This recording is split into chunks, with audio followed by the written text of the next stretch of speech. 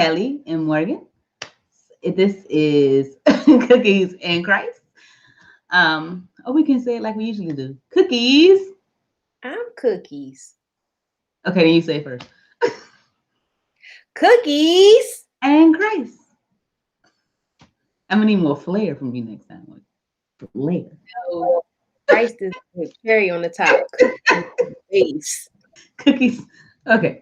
So this is I feel like I never, not never, but I don't usually like say everything about what Cookies and Christ is. So I felt like I should do that today. So Cookies and Christ is like a Patreon perk that I have on Print Pray Slay's Patreon page. So it is a live Bible study between my good friend Morgan and I, in which we plug. And oh, where is your thing? We'll get to that later. I'll put her name up with her at her tagline and everything, which is was will be blog. Wonderful spot to be.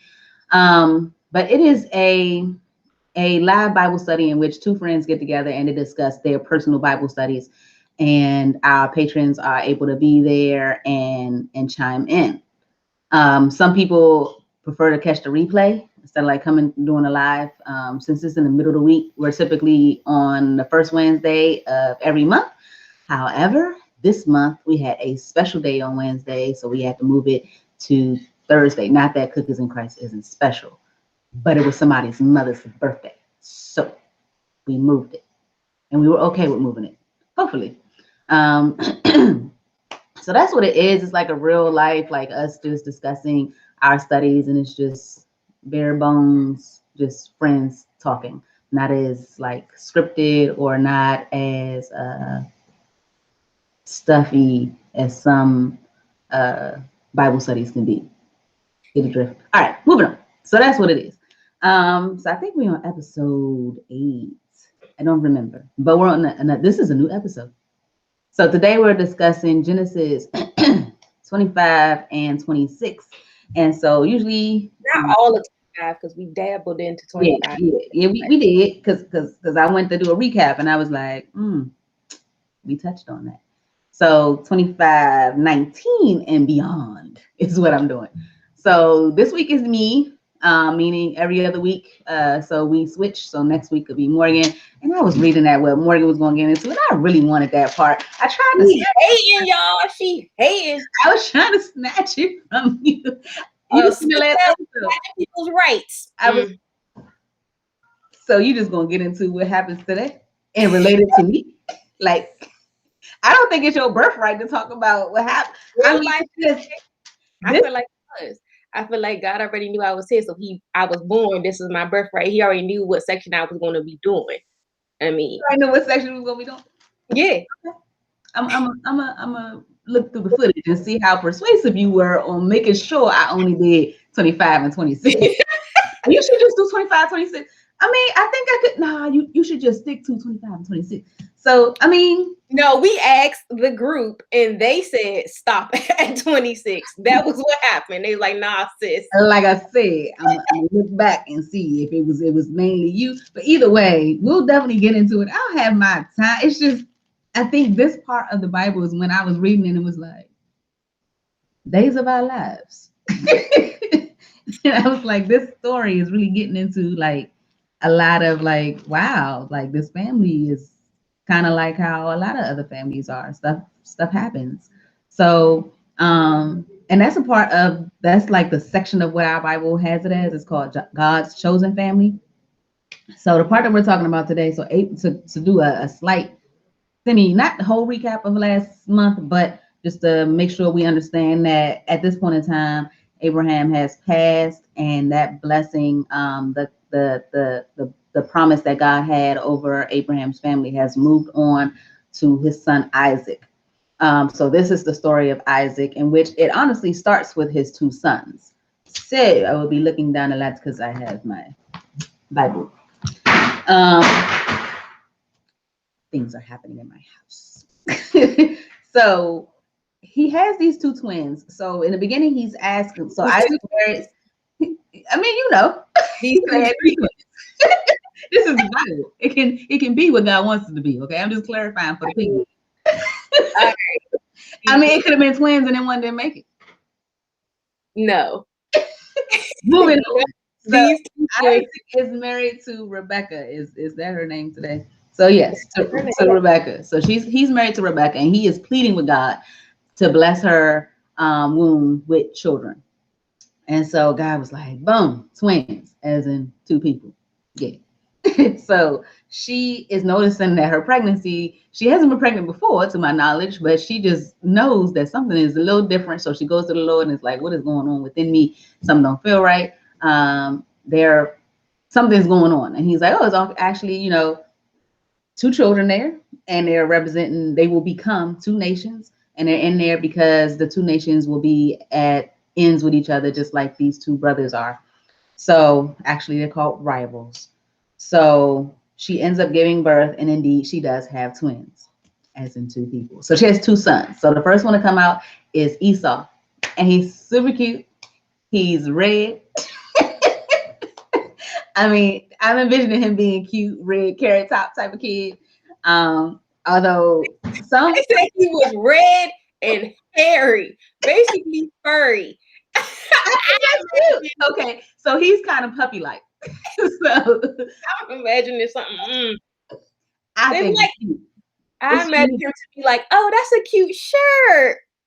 So I've watched many Bible stories like with my kids, and Esau it's always when rocking this furry bear garment where it's like real, it's not hot. So it's like a shag rug, but he's born and he's red. His name means red. And so we imagine him with red skin, red hair, red everything, but eventually the depiction of him is just red hair. And then comes Jacob, and to my knowledge, Jacob is your average little boy, except for that he has his hand and he's like clinging onto his brother's heel, as they are born as twins. So we get past, their birth, and it was just this big thing. To my knowledge, these are the first twins on record in the Bible. So that's pretty neat. So then it goes into Esau selling his birthright. So they grow up, and Esau becomes this manly man. Like he's like out there in the woods, he wrestling goats. No, he wrestling animals in the wilderness. And he's like, gaming. Like, so he gets game and he brings it home, meaning like he kills the food, like he brings home the meat and the bacon type of thing. And yes, all of that. So, and Jacob is more of he cooks. He cooks. And so he spends a lot of time in the house with his mom, and Esau goes outside and he does his thing. It comes to pass that Isaac really is more fond. It says he loves him, but I don't know if it means loves as in he does not love his son Jacob, but he's like more fond of Esau. It says because he liked the food. So Isaac likes what Esau brings home to eat, and Rebecca's in the house with Jacob, and he's cooking, and they're having their little powwow, and so she, flocks more to him. So one day, Jacob was cooking stew, and Esau arrived home from the wilderness doing his thing. He was exhausted, as they say, and he says, "I'm starving. Can you give me some of that red stew?"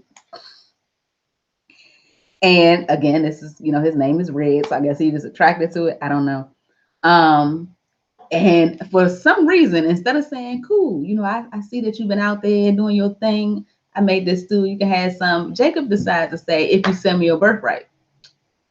So a birthright is like he's born into this promise and this inheritance that he will gain because he's the firstborn, Esau being the firstborn. It seems like he doesn't take that serious at all, because without hesitation, well, I mean, he gave a little bit of push. He was like, please, brother, I'm starving. Like, I'm about to die of starvation is what he says. What good is my birthright to me now? He kind of justifies it and basically is like, sure, whatever you need, just give me the stew. I'm imagining, Red, because I'm thinking, what kind of stew is worth all of it? So I immediately think gumbo. My family is from New Orleans. I'm like, gumbo is the best type of like stew type of thing. And then it said Esau was like, let me knock it down to red beans and rice. But it ends up being lentil. I looked up lentil stew. It wasn't worth it. It wasn't worth it, but he said bread too. He got some bread too with the stew. But he sold his birthright to his brother Jacob. And now Jacob has everything that a firstborn would have had. But this is honestly the way that it was supposed to go down anyway. Afterwards, it kind of shifts, and we'll get back to the brothers when Morgan does her part next month, which I can't wait for because I really like that part. And it goes into Isaac and Abimelech. This is not the same Abimelech, to my knowledge, that was previously when Abraham and Sarah had met Abimelech, but it kind of goes down the same way. So a famine hits, and Abraham had this land, and Isaac moved to Gerar. We gonna say that. I did look it up. I didn't believe in what it told me, so I just was trying to I thought the Holy Spirit would bring it to me. So the Lord appeared to Isaac, and he told him to not go to Egypt, just stay where you are. I'm gonna bless you here. And so Isaac, being the cool person that he is, he listened to God, and he like made home there. Okay, so he does this thing that we've heard before, in which he tells everybody that his wife is his sister. Everybody believes it. Abimelech is like okay with it until he happened to look out the window real quick and saw my man. It's caressing. I mean, I don't know if he was massaging her. He was touching her in a way that you don't touch your sister. And he had told everybody that's his sister. And he immediately called for Isaac to come and said, "Why would you do such a thing? She obviously is your wife. Like, why would you lie and put us in this position? Because any of my men could have just took her as their wife and been with her, and you really put us in an awkward position." So he was really, really upset. And it's like he really held this position of marriage with a respect that it feels like those who were closer to God didn't. So that was kind of, odd. But he was like, we could have sinned, and like, thank goodness we didn't. But he basically made this decree that calls everybody don't touch his wife, nobody do nothing. I don't want them problems. Just leave her alone. I don't care how beautiful she is. Yeah. So then this is where this is the first signs of haters happens. So Isaac goes and he plants his crops and he's doing his thing. He becomes really, really rich and he's doing really well. And then the Philistines become really kind of irritated by it. They start hating on Isaac because he's doing so well and they don't understand why. And so out of their jealousy, they start filling my man well up with dirt, which is like an act of war because they're in a desert. Like it's like water is like gold. It's like they really need it. So to do that was real disrespectful. But Isaac decided to just, I'm not even gonna pay attention to y'all. You know what? I got plenty more. My dad did this thing. I'm gonna go over here. I'm gonna just, these wells. I'm gonna do. Oh, hold on. His father dug some wells, but then it came to a point where they kept doing that to him and making him leave, and so his servants start to dig wells. So I think about on the third well, and Beersheba is where they were okay with where he was. And God, of course, continued to bless him. So then the people of King Abimelech were like, he obviously is blessed. We've been trying to block his blessings all this time. We've been hating on him. We spent mad hours trying to fill these wells. And yet, my man still rises. Let's just join him. Like, obviously, he is blessed. Let's just, be a part of that. And so Isaac, being a good guy, was like, "Oh, all right, cool. Y'all like me now. I'm cool with y'all." Which is good. So he wanted to make peace. He never wanted it to be this big, bad thing.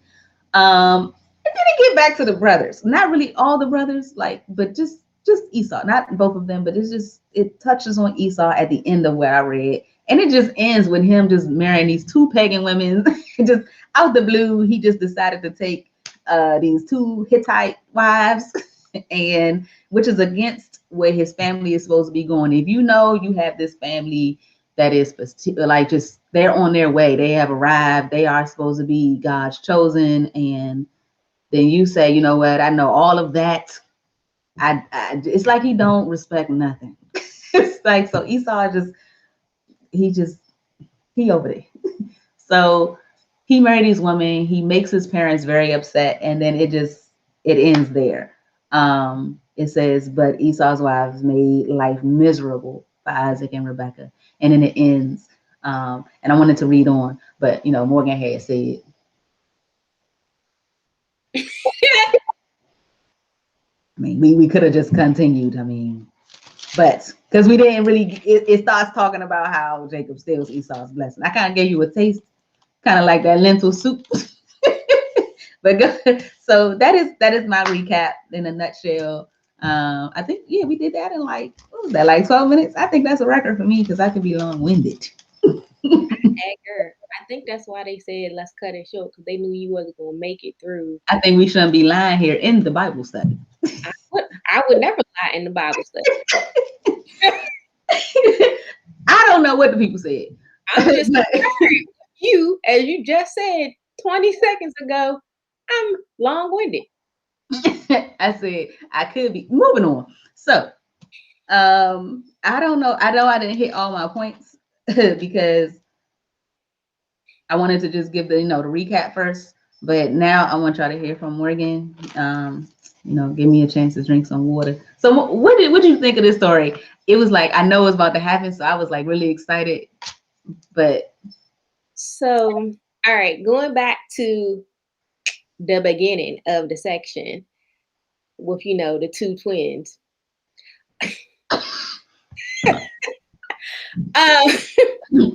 So it's funny because today when I was refreshing, like going over it again to make sure I was up to date, because we read this a while ago.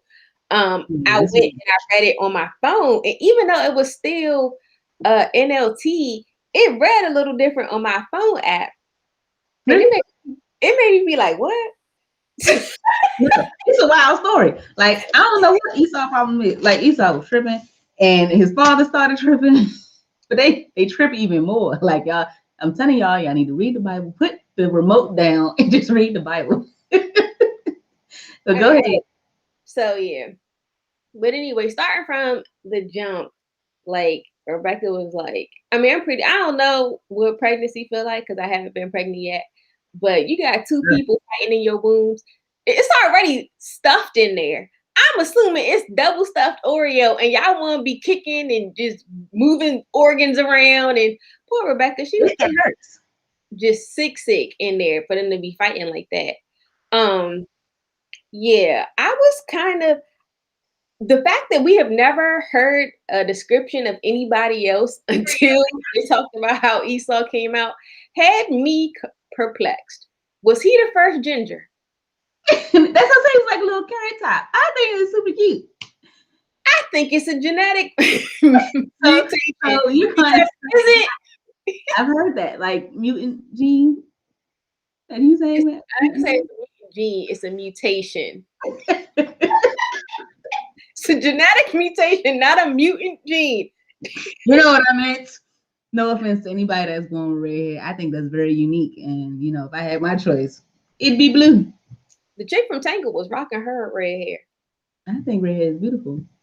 Red hair, little freckles. Ooh, so cute. That's why I said I thought it was cute. Other than him, you trying to say like he was like some kind of wolf beast baby. Because that's how I met. Let me tell you. It says, I mean, it does say he was hairy. It does, but babies are hairy. Like babies be having a hair on their arms, on their back. It said the first one was very red at birth and covered with thick hair like a fur coat. On his head. No, it didn't say on his head. I just envisioned it on his head. I didn't think he came out like wolf, like. But actually, and then when I was going through it, Esau means hair. His nickname Edom means red. Mm-hmm. So they named him Red Hair or Hair Red, whatever. But yeah, I just thought, like, we have never heard a description of everybody else. We just assumed them to be so beautiful, like Rebecca and Sarah. That's all we ever heard. We don't know what they look like. But they describe this man as beastly from birth. Okay, so no, we are talking about a baby, a child. I know, but I just know he's super cute. But so listen, because I'm going somewhere. They describe him from birth as very beastly, wild, unkempt. And then if we follow his transition into like childhood, he's very, I'll say, nature-esque. He likes to be out there hunting. Like, Yeah, he's very worldly, nature-esque. But the fact that he was very, very, like, he showed very, like, a lot of contempt for like everything was given to him. Basically, he was the firstborn, which was good for him because maybe that's why he ended up with them two wives, because he already knew he wasn't gonna get no prime choice. I don't know, that's neither here nor there. But okay, so he's out and he's doing this thing, and he's naturally good. Him and his dad bond. I don't really think that it was because he Isaac liked that he gave him bought him. I think he did like that, but I think that he was able to connect with him on that level, because it's not like he spent a lot of time at home with his mom, because remember Sarah died, and he spent a lot of time with Abraham. So, and they were probably out in the fields doing different things. So that's probably just where they connected. I don't think, based off of what I have read about Isaac, I don't see him displaying like a overcast of like favoritism. He probably just didn't know how to connect with Jacob, because you want to be under your mom's. What did they didn't wear corsets back then. What did they wear? Don't know. Shawl, cloak. Robes.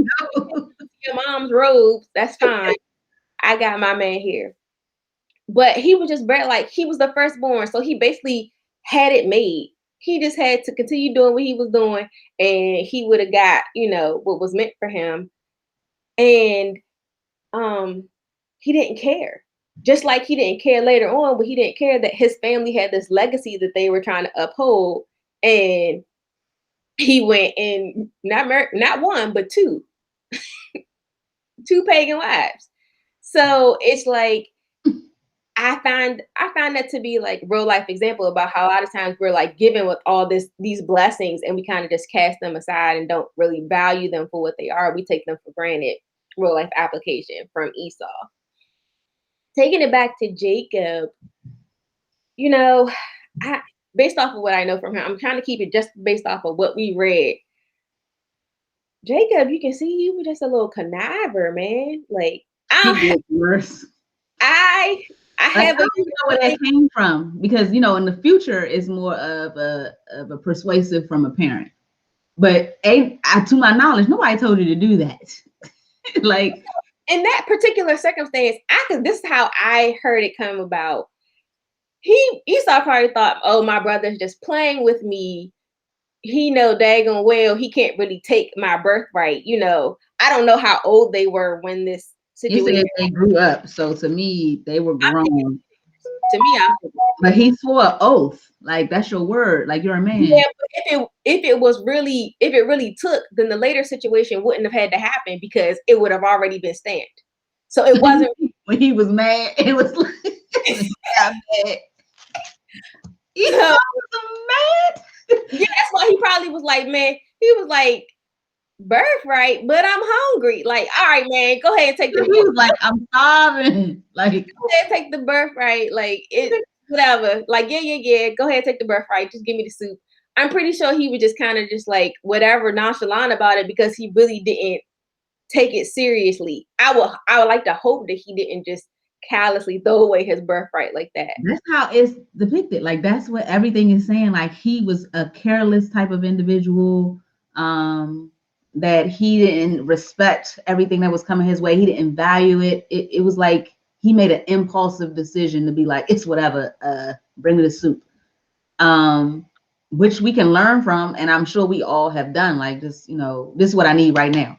So, or this is what I think I need right now. Like, he could have really, like, when Jacob did, like, he's never done any kind of negotiation. Like, my man started super high. You could have brought him down to, you trying to get these shoes? I got boots. Do you want boots? Like, I give you my boots. Well, my right? He couldn't wait another 15? I don't know. He could have said, okay, then never mind. Pass me the orange. I don't know. He could have did anything. Because he did go through with it. And I mean, to say I swear oath, I do this, that, and the other, it's like I do know that this is something that's serious if I know. And then he try to act like he try to okey doke it like, oh, I didn't take it serious later on. But in that moment, you wanted what you wanted, and that's what that person asked for, and you gave it to them. That was a mistake. He was careless. I ain't never had a soup that filled me up that That's much. what I say. When I was reading it, I was like, this better be gumbo. It better have crawfish, shrimp, everything in this soup. Then I was like, well, maybe it's red beans and rice. It said it was red. I looked up lentil. It looked like tomato soup with a garnish of rice. I was like, Esau, really? Like, you could have, bacon sounds better. Let me say that. If he'd have brought home a hog, I'd have just been like, can you cook this hog for me, please? I don't know, are they eating hog at this time? Is it still unclean right now? I don't know. But still, yeah, I Yes. thought it was real careless. To the section about Abimelech. Abimelech. I wrote Abby in my notes. I think I was just typing like Abby. I read back on my notes and they are so funny. I was like, they was hating on Isaac. That's what I wrote. I was like, my Bible look like. I No, told somebody like I be text messaging God.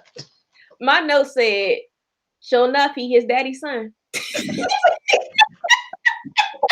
Yeah, I was like, where did he even get that from? Like, you know how you tell your child a story, and then they come up against it, and it was like, oh, I remember when Dad this came up, and Dad he did this. Mom and Dad survived. I guess I'll survive. I mean, it's just the lack of faith is just wow.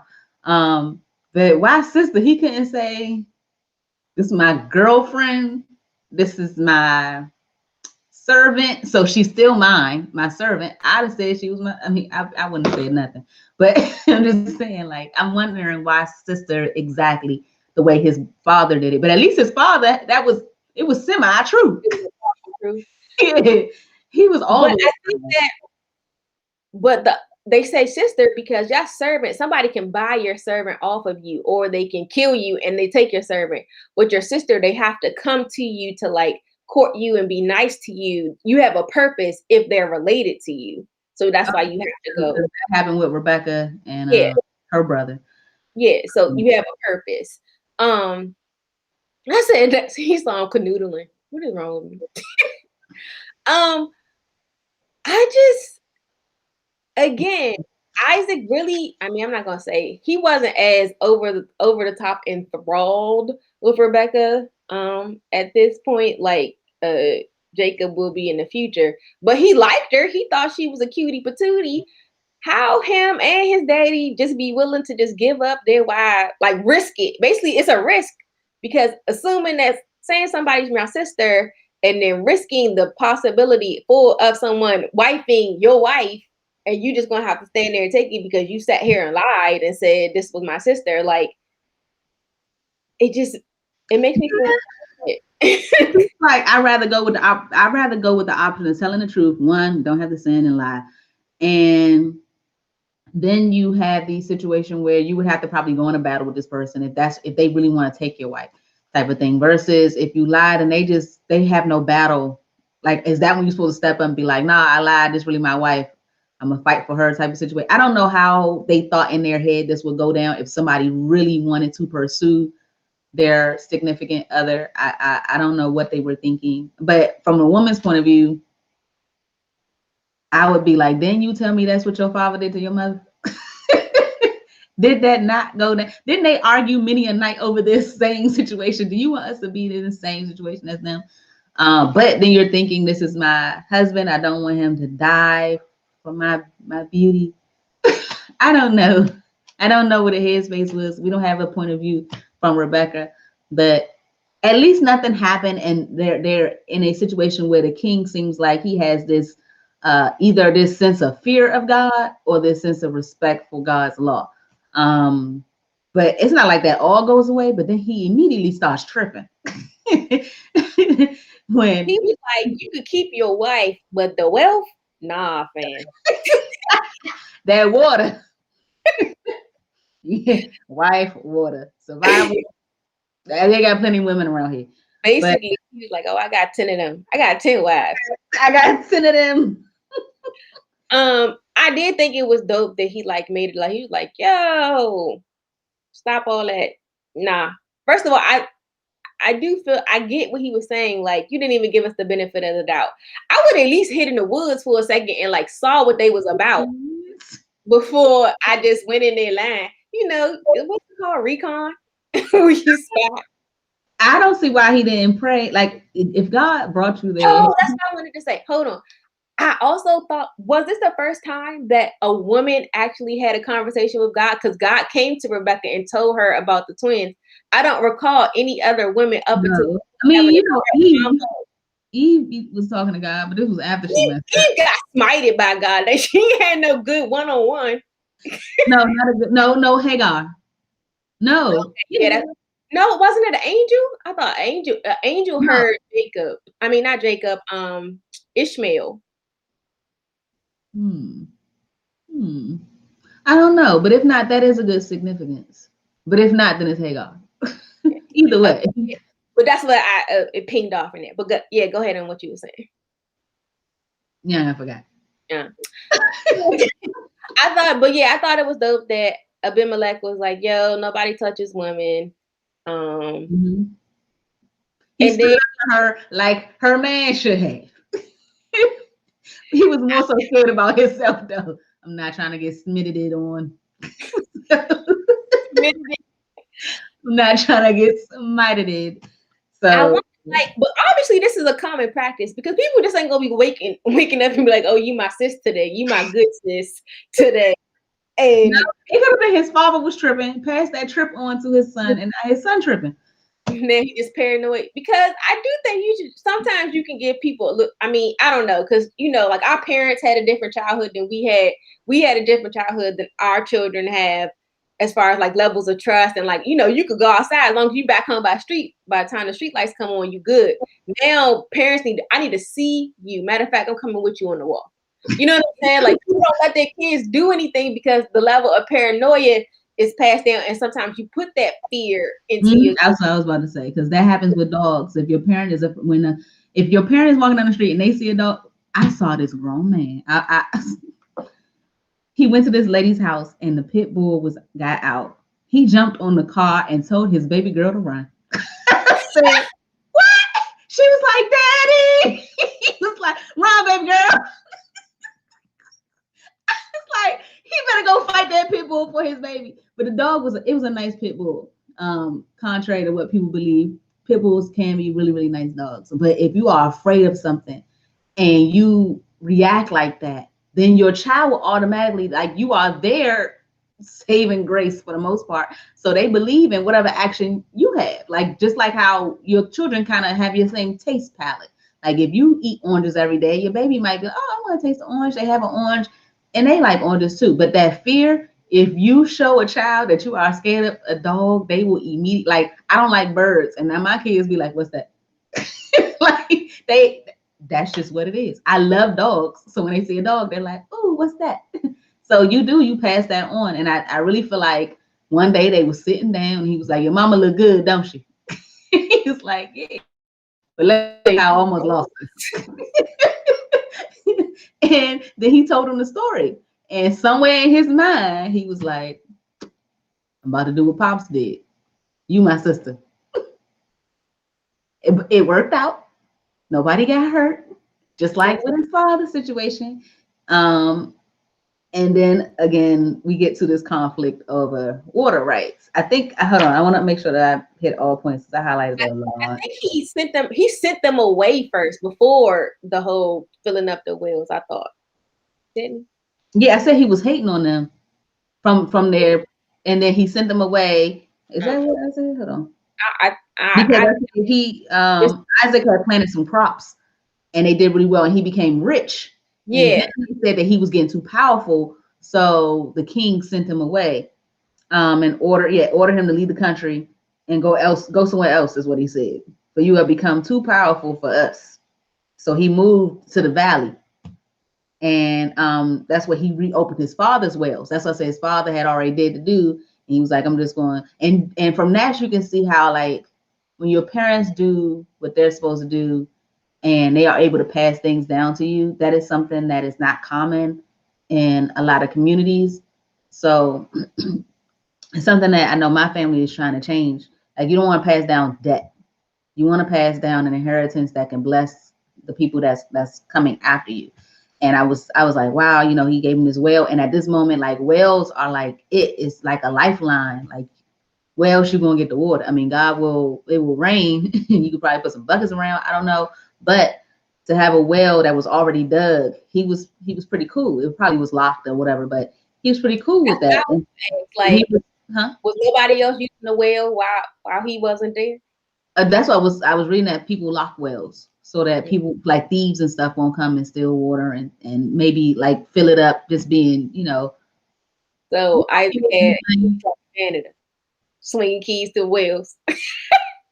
I don't know if they had the key. I don't know. Because how they fill it up with dirt if it was locked? I don't know. I mean, he said he reopened. So I don't know if it just had a sign on it that said closed. All I know is that the Bible said he reopened his father's wells. And to do that, to me, you got to unlock, or at least take the door off. I mean, hinge the top off of the well. And it was, sufficient for him. And then stuff just started going bad. Like, the people just ran them out and they had an argument over it. And he was like, whatever. And so from Isaac, from this situation, it's like we have to learn when to fight. Off jump, we fight. My daddy gave me these wells. my daddy and his God gave him these wells. And you're not going to take them. But so I don't see him necessarily consult with God on whether or not he should stand and fight or just move on. But he made the decision to move on as if like he was really a peaceful man. And I commend him for that. Because again, pause. Like, I mean, he was already rich, but again, you can have all the food you want, all of the people and all of this, but if you don't have water, like, you need water. And it's to me, it's a lot of work. Like, his father already put in the work. Then his people had to put in the work to build these, to get wells. And they just came and kept hating on them and filling it with dirt. And like, can't nobody have it now. It's not like you took over it and now you get to enjoy it. And maybe I can sneak and get a sip every now and then. Like, you was like, can't nobody have it. And gonna fill it with dirt. That's called grimy. That's what that's called. It is, but what if it's also just like, oh, he came in here, he lied to us and he played us. We don't want him nowhere around us. When somebody do something, you're like, oh, I don't like them because of what they did to somebody else. And then you just like do stuff just to like you don't want them anywhere around you because you think that they don't deserve to do blah, blah, blah because they are a liar or they're up to no good or blah, blah, blah. So yes, they were hating, but if he would have come as a right or just man in the first place, would they had that same reaction? So I didn't think about that point. When you were first talking, I was like, nah, I ain't never had that experience. That probably was all you. But but when you like that, I'd be like, I don't do that. Like, I don't like her because my friend don't like her. I don't know her. But no, because you have done that before. Who I don't like? You was like, I don't like the way he be talking to my friend. You might not like the way somebody is talking to your friend. Okay. Fill their gas tank up with sugar though. Are you about to? But yeah. So you can have that point of view, like that. It might be wise of you to have that point of view, but to act on it is like, like you can have that point of view, like I'm gonna be watching, but I'm not necessarily going to go out my way to mess up your blessings and stuff. That's just messing up my blessings. But the point about them probably having this, they, in one hand, from my point of view, they were hating, but from your point of view that you just brought up, that was good. Like, maybe if you had been honest from the get-go, we would have been like, oh, he cool people. I'm happy to see him succeed. Like he could probably when give me some he, of that water. when he win, we win. He that cool. They could have all been good, but then they probably was like, "Ain't that the Bama that was lying earlier?" Oh, he ain't about to win up in this town. He just gonna come up in here and be winning. Nope, fill it up with dirt. Like fill her up. But can we use this? I'd rather die and not use his water than to see him succeed. Fill it up. Exactly. Exactly. So you just filled up all these wells. But so I think that's probably that could be it. Because I mean, the Bible does say that they were jealous. They became jealous, the Philistines. But the Philistines got their own issues. Like they just. I read Philistines. I'm like, how Abimelech even know about God? That's what I'm saying. It seemed like he had like this fear that we wouldn't have expected him to have. Yeah. And respect, either fear or respect. Either way, he was more in accord with what God wanted than the people that were chosen. So that was like, About that, I was like Abimelech. He not chosen. He not chosen. Well, how did he know? So then, as they always say, be careful of them bridges you burn. he probably heard from the other. I did not his business, chilling by one of his wells. One of the openings. Here come Abimelech and his main man. They pull up on Isaac. Isaac like, what's good? Like, why are you? That's mine, and that's mine. And I know it's like you ever get down or lay down. And Isaac was like, I don't want none of that smoke. And he just left. Why he ain't fight, but it wasn't for him to fight. I learned a lot from that. I was like, oh, you don't have to fight for every. I definitely would have fought over this, but you don't have to fight for everything. But it's just how disrespectful it was when I read what a well meant to somebody, and for somebody to do something like that. Like it takes a lot of effort. Like you went out your way to do that, and I just think that was so disrespectful and just careless. And then the way that he not necessarily welcomed them back, but when he saw them, he still heard them out, and they were like, "Hey, they didn't." I don't remember no "I'm sorry's" in there. Like they don't. I don't remember them taking any kind of responsibility for. He did. They said, "But we ain't kill you." It's basically what. 1 minute. Let me hold on.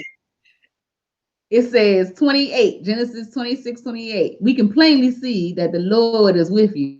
So we want to enter a sworn treaty with you. Let's make a covenant. Swear that you will not harm us, just as we have never troubled you. I'd be like, hold up, Slim. What about them 3 whales? What you got on my whales? What you got on my whales? Well, wait, keep going. Okay, hold on. So then it says, we have always treated you well. Since you bring up well. I wasn't going to say but let's continue. It says, swear that you will not harm us, just as we have never troubled you. We have always treated you well, and we sent you away from us in peace. Now look how the Lord has blessed you. So we just gonna forget about them wells.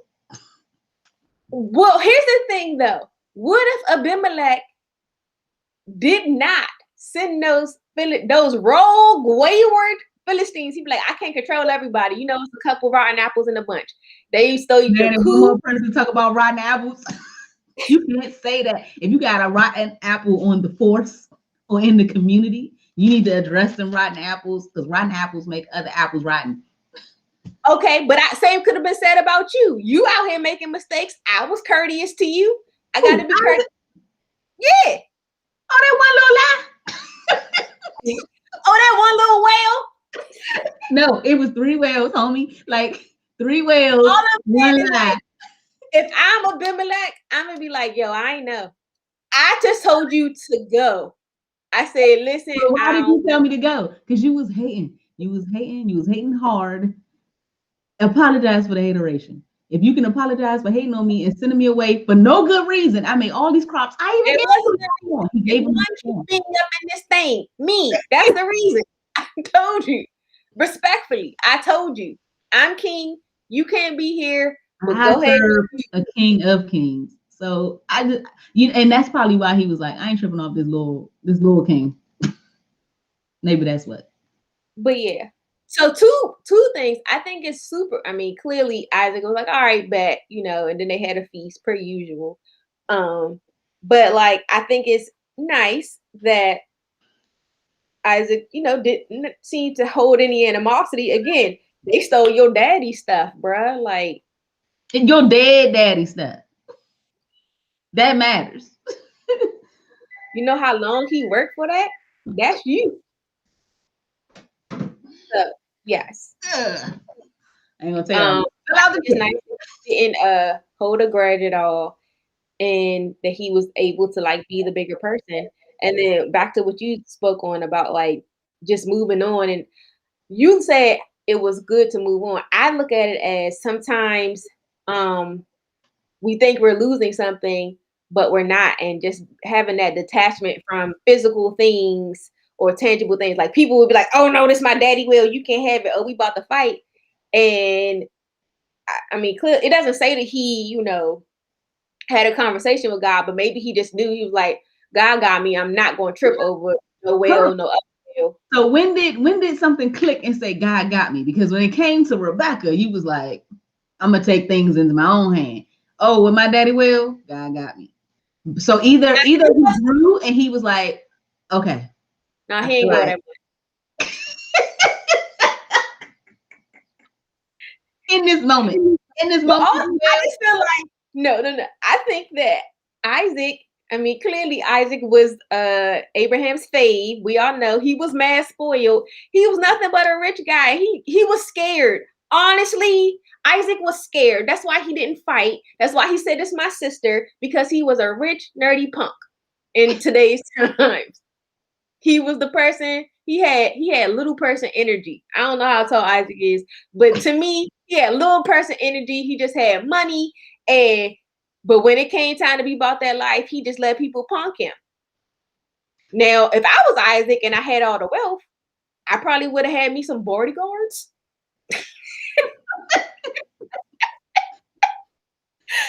I mean, you could afford it. I mean, I don't know about calling Isaac a punk. You can't sit here and call Isaac a punk. That's too strong. But I do feel like he didn't stand up, just like his dad didn't stand up. That's the definition. So be it. But I'm gonna go with lack of faith and then regained strong faith. I don't think it was strong faith. I think he might have just had enough reserve.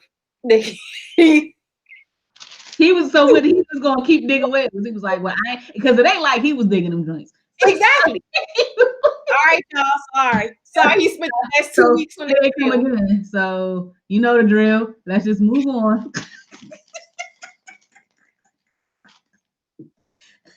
I know his peoples was like, one more well. One more well, and I'm just gonna have to take it for myself. He obviously don't care about the whales. so yeah, but all that happened. Hold on, let me make sure I got all my notes. I don't think we did any of my notes. Hold on. Yeah, I did the jealousy. Oh, so one point, if we can go back to the kids, I think that it's real interesting that even today, we know that the first child, especially the first son, has like this thing for the family. And it's interesting how in these 3 occurrences that they don't, like it's flipped and it's the younger.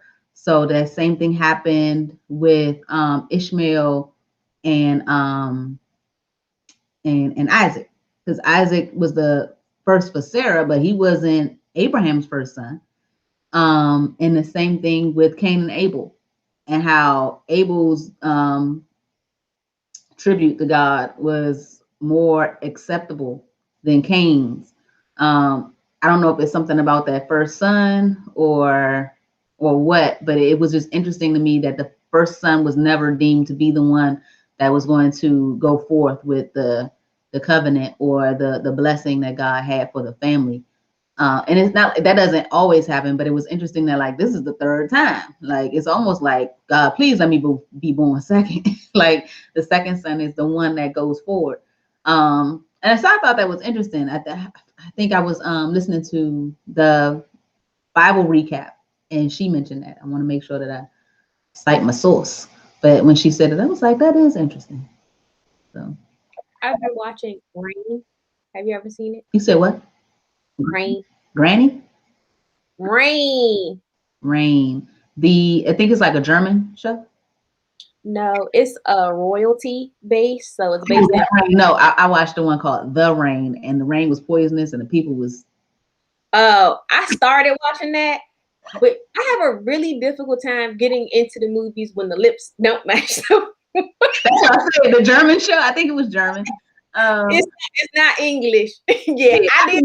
I can get past. I had to force myself to watch 2 episodes. And I was like, I just can't. Like No, it was something good. so bad. I just like I can't get past it. But No, Rain, and you're talking about like meaning over REI. Okay, Yeah, but it's like a Game of Thrones like era, right? similar. It's basically, and I want to say it's based off of the true-ish story of like Queen of Scotland and the Queen of England and like they're feuding or whatever. But basically, in this time, the firstborn son had this duty, like if the king dies, the firstborn son is the one who has to assume the throne. But the other sons that you have basically are just free to do whatever. They don't really have any responsibilities. And so, but like, and of course, the woman's only duty if you're queen or anything, if you're a woman in general, is to give birth to an heir. And obviously they want a boy. So I just think it's weird. I'm not weird, but I think it's interesting that some of these ideals that we have about men being like, I mean, I get it. We need men in order to continue the line, but time and time again, women about to have their time. We're gonna see in some chapters. Women's about to take over. That Rebecca, she was sweet when y'all met her, huh? Mm. She plays an interesting role, and I think as a mother of a son that is my firstborn and my only, it's interesting her point of view. We can definitely talk about it when it gets to your point, because I don't understand the position that she was in. I'm going to recap and read it and see so I can refresh my memory. But I guess our last point would be about Esau and these girls. What is you doing? Like, so you just went down yonder to the valley and just scooped up 2 randoms and was like, I'm gonna marry these 2, knowing good and well the type of family that you stand for and how they want you to marry somebody of them and not of the town, of the place that is a temporary place that you're not supposed to just kick it here forever. These pagan women. And it's not like, it doesn't say like he married them and was like, teaching them Christianity, well, teaching them the way of God, because it wasn't Christianity at the time. But it's like, did he do that on purpose? Like, it's like, I don't know if he's making these impulsive decisions or he's just rebellious. I don't understand his character. I can't get to know Esau. So because he keeps messing up. So I have 2 theories on this. First, going back to what we just said about like the firstborn, all these firstborns may have messed up because of the pressure of being firstborn, because of the expectations. You can ask people who maybe not you because all your children are bam, bam, bam. But typically in a household, like close together in age, typically in a household, the first kid, they got the chokehold put on them. And then the middle kid, the parents are a little bit more relaxed, and then the baby just be wilding out. You can do whatever you want to do because ain't nobody looking at you by this time. But that first one has just all this pressure to like perform and to be the namesake and to do it right, that sometimes you just be like, I can't, I don't, and you just go off the deep end. I don't know if that's the case. It's my first theory. My second theory goes back to when he was born beastly. He can't control himself. And it was just his nature from birth to just be wild and unkept. And my third point is, I don't recall anywhere in here where Isaac actually took the time, or at least it didn't dive in, to teach his sons about his dad's faith and praying and anything like that. Because even Jacob, he was close to Rebecca, but it doesn't say that he was like into like doing sacrifices and doing the different things that Abraham clearly instilled in Isaac. Yeah. So for him to for Esau to go out and just marry a pagan woman, maybe Isaac didn't tell him the importance of, hey, we have a blessed line. Like we are thoroughbreds. We ain't got time. You know what I'm saying? Like We about that life. yeah, like maybe he didn't explain to them the importance, or maybe Esau just really just did not care. Which the way that the text reads, it's more leaning towards he didn't care. But Yeah, I did. like he was just on one. Like he just was like, it's whatever. It said, like, I'm reading his character. Like if you go to page 52, it says Esau. Common sense isn't all that common. Like that's the first thing they say about Esau. Like he just did his own thing and he didn't think about anything else. And it says his life was filled with choices that he regretted. Like it was just bitter and just a person that gave up and was at his end. And it was, I don't know if he's misunderstood. You know, the optimistic person in me wants to believe that we misunderstand anybody that's considered wrong. But we aren't given much though. We don't see how they raised, because if you're raised and y'all are brought about differently. But to see that he was the apple of his father's eye and the father is the head of the household, you would think that he would know certain things, or he would take certain things as wonderful, like, oh my goodness, all this coming to me and this, that, and the other. I would have punched my brother in the mouth talking about some, give me your birthright for this soup. Man, give me the soup. Like you was bigger, stronger. Like I brought the food here for you to make it. Give me the soup. Like what are you talking about? So I don't understand why he even went into that, and how like he over exaggerated it. Like, and our minds can do that to us. Like, I'm starving. Are you really starving? No, you just wanted what you saw that bad. So I honestly, I want to think something different of him, but from what the text is saying, you got to go by what the text is saying. He was just impulsive, like just give it to me now. And I don't know how he ended up with those two women. Why two? Like I don't remember that ever being a good thing. Like Like, I mean, the text says when they talk about his character that he just made choices based off of instant needs. So he probably was like, I'm trying to see what that be like. I need you. You would be good too. I take two of Like, those. I can't decide. Give me both of them. Come on, I come on. take two of them. Hold on. I was trying to. They weren't sisters, were they? No, they were just two Hittite wives. Judith and base math. What? Mm. And it made them miserable. Like, why didn't you introduce your girls to your family, and then for them to say, "Oh, Esau, remember when we had said that that's not what our family is about? These are good people to have friends with, but we're trying to build this, line just as told, and these people don't align with the type of family that we're supposed to go forth and have." He didn't think to bring them home to his mother and father. He just was, and I don't even understand how they just jumped into that. I know our Bible is chronological, so I don't know if well, no, it say 33, that's 34, so that isn't a line. It's just like Isaac made that covenant, and then it went into Esau marrying these two women. And I feel like, I mean, we will touch on it next week, but that could have been a reasoning behind Rebecca's choices in the future. Like, really, I'm going to leave my family line to them. Not that one. Nope. I'd rather leave it to the goat. Where's the goat? So I also thought it was interesting that he was 40, Esau. And so like people getting married kind of older than what we assume in the Bible. Like we just assume But everybody that's younger than what anybody else has been married, I feel like. yeah, but I'm just saying, like when I was growing up and you think about biblical marriages, you think like how people are talking about like people that are not of us understand. You just think that people marry young. I don't want to say the type of people because I don't want to offend anybody because you could be in that situation. But like people marrying people at like 14, you just assume that, oh, they did that in the Bible because that's what this whole colony of people does. And they are practicing the type of ways of, earlier men. But to see that he was married at 40, and I don't remember the age of anybody else being married, but to my knowledge, so far, nobody has married anybody on a super young. Like no 12-year-olds are up there making this kind of commitment. These are adults that can think full well for themselves.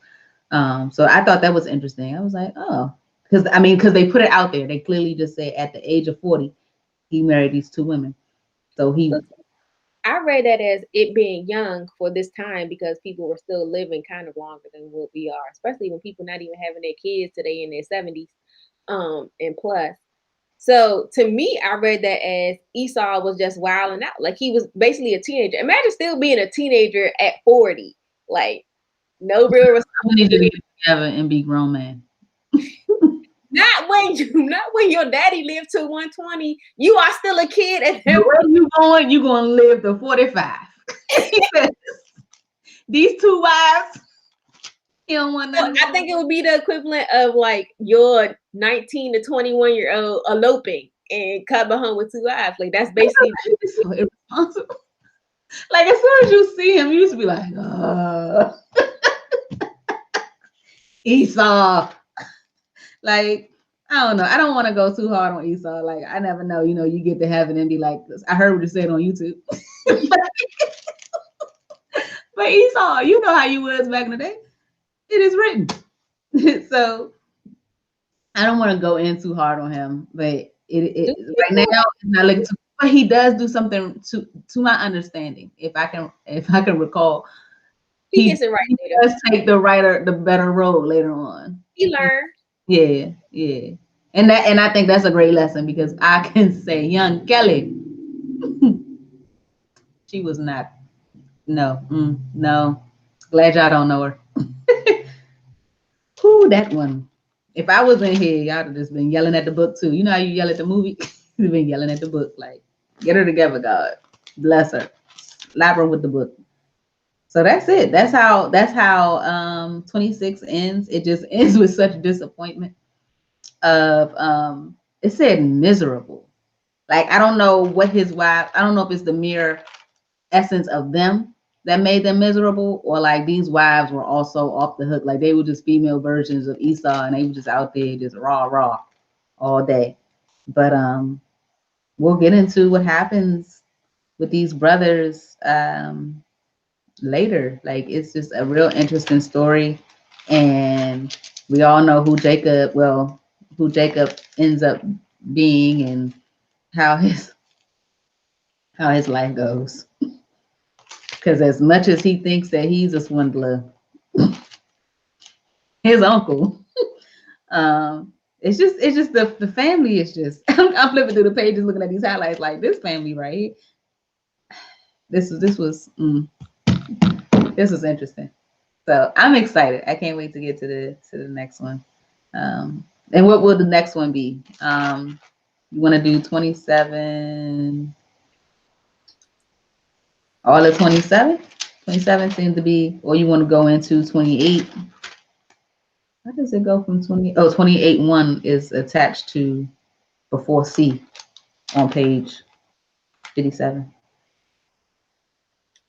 So you want to do 27, 28 and stop at Yeah, that's fine.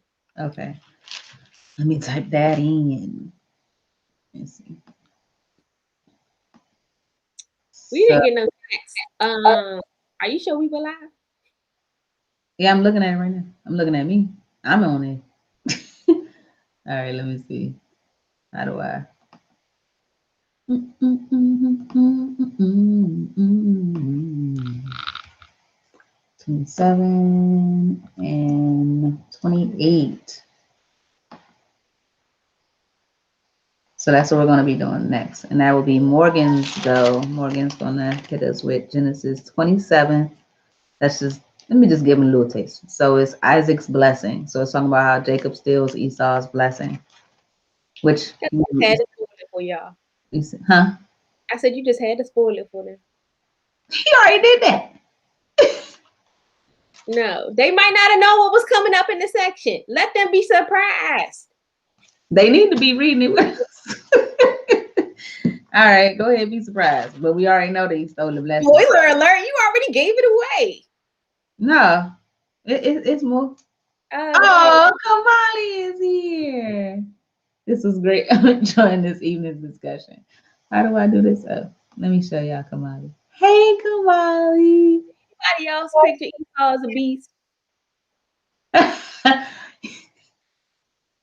you said talking about the lentils? No. Oh, what you say? I said, did anybody else envision Esau as a beast? Oh, picture him as a beast. I didn't think like what was the name of the one off of X-Men? Sabretooth. I just think of the way that you describe him, I think of Sabretooth. I don't know who that is. I know. You need to get with it. Like the X-Men, Marvel, DC. We started watching Marvel, and Kelly, you know how I don't sleep. How Put you a start watching Marvel? put Explain a that whole sentence. put a Marvel movie on. Every single one. Why? I do not. Okay, so watch X-Men. X-Men is really, really hot, and that's I've not. seen the X-Men. I know a couple of them. The main ones, Wolverine, Storm, and Okay, Rogue. so Sabretooth is the beast dude that be fighting Wolverine. He's No, like red and orange. they haven't fought in my thing. She said he think he. You said not as cute. Yeah, you tried to. I'm saying he was a child, y'all. Come on, let's not do that baby like that. As a baby, he was cute. Grown man, I'm assuming it was beastly. Maybe that is why he got them two wives.